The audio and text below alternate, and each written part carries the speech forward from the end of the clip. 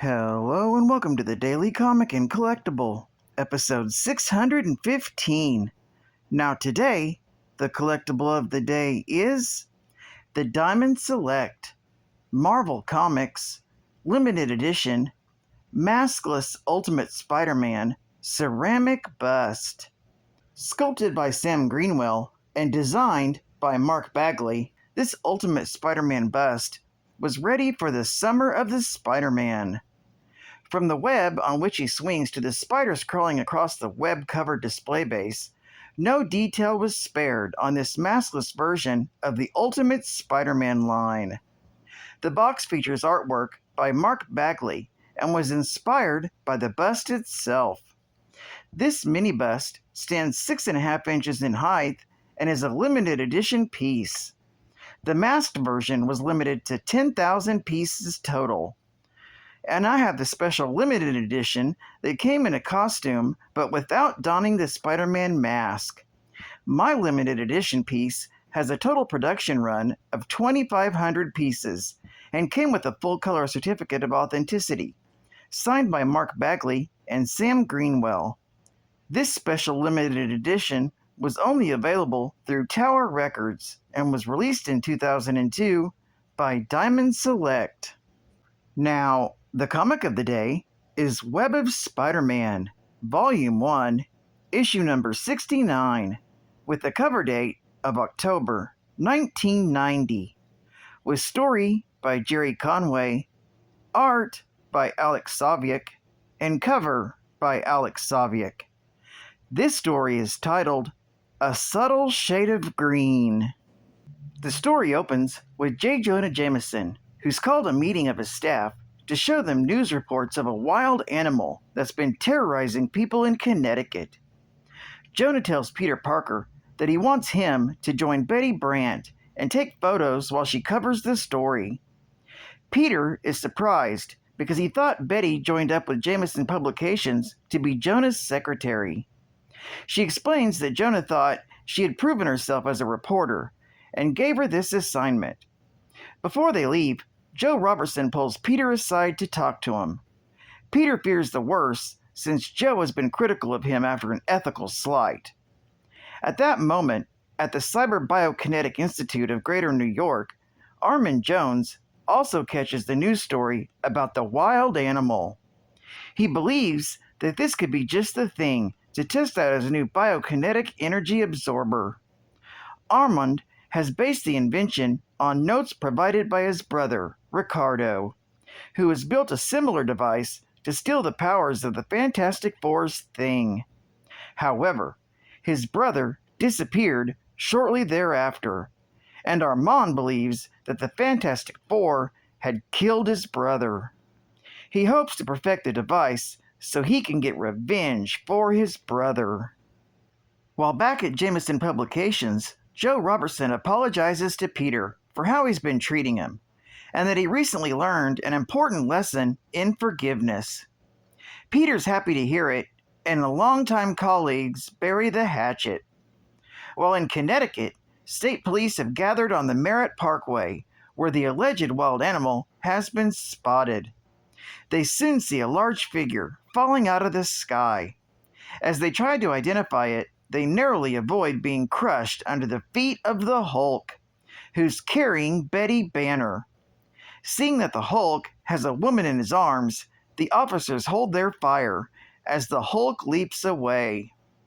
As they flee the scene, Betty convinces the Hulk to hide out in a nearby ice house so they can be safe from the authorities. Inside, Betty manages to convince the Hulk to calm down enough to cause the Gamma-Spawn brute to revert back to Bruce Banner. Disoriented from the episode, Bruce is comforted by his wife, who assures Banner that she will never leave him to face the Hulk alone again. Meanwhile, in Queens, Christy Watson has completely recovered from her heart attack triggered by her eating disorder. After saying goodbye to her doctor and the other patients, Christy leaves with her cousin Mary Jane. Mary Jane tells Christy that her parents are still in Paris on business and that Christy can stay in New York until they return. She also reveals that the Osborns have asked that Christy work as a live-in babysitter for their new son, Normie. When they meet up with Liz Osborn and her son, Christy happily accepts the job. When Liz makes a comment about romance being important to a marriage, Mary Jane begins to worry that a lack of romance may be what is making Jason Jerome so attractive to her. Meanwhile, Betty Brant and Peter Parker are en route to the wild animal sightings. Along the way, Betty explains that she decided to start a new career after her death of her husband, Ned Leeds, and her subsequent nervous breakdown. They soon reach a police barricade and are ordered to turn around. Peter spots a jeep pulling off into the woods and tells Betty that he's going to poke around to get some photos of the scene, but in reality, it allows him to get away and change into Spiderman. Suspecting that there is something more going on, the wall crawler finds a set of jeep tracks in the woods and follows them. The jeep in question is being driven by Armand Jones, who has been tracking the wild animal since discovering that it's been giving off a gamma radiation. His device brings him to the ice house, where Bruce and Betty Banner are slumbering. When he uses his biokinetic absorption device on Banner, he drains away some of his strength. However, this doesn't stop a transformation into the Hulk. The Hulk swats Armand away, but before he can harm the scientist further, Spider-Man comes crashing through the window. As the two battle it out, the floor gives way under the combined weight of the two combatants, sending them crashing to the floor below. Both Betty and Armand fall into the hole, and that is when Betty discovers that Armand is dead. As Spider-Man and the Hulk struggle, Spider-Man is sent reeling back into Betty, who is holding onto Armand's device. The device jolts Spider-Man, stunning him long enough for Hulk to hit Spider-Man with enough force he goes crashing through the wall and into a pond outside. The Hulk leaps in after him. Betty waits at the water's edge as the brute beats the wall crawler seemingly to death. The Hulk then grabs Betty and leaps away, leaving her wondering if the Hulk had killed the wall crawler. However, Spider-Man survived, and after crawling himself out of the water, Spider-Man assures himself that the fight was worth it, as he got the photos of the entire brawl. All in all, Spider-Man will recover. However, he's mildly bothered by how itchy his back has become. This story is continued in The Web of Spider-Man, issue number 70.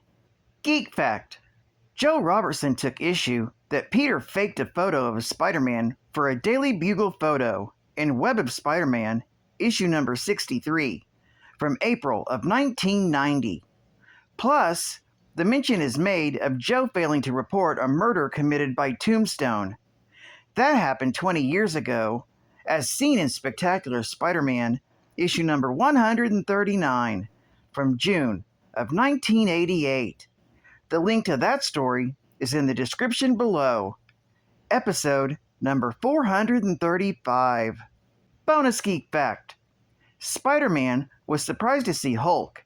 At the time of this story, the Hulk was believed to have been killed in Incredible Hulk, issue number 245, from March of 1980.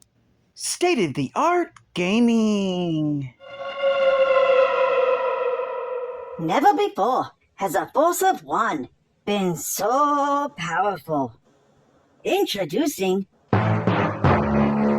Wrath of the Black Manta.